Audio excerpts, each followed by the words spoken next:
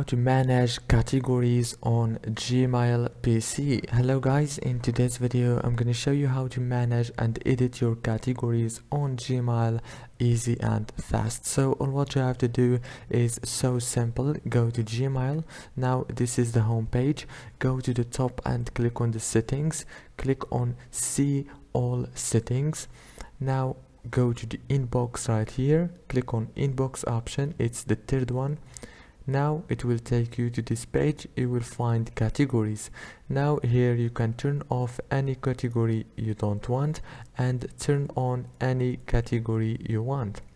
After you finish, go down and click save changes. Very easy and fast. If this video was helpful, please don't forget to like and subscribe. Thank you so much for watching.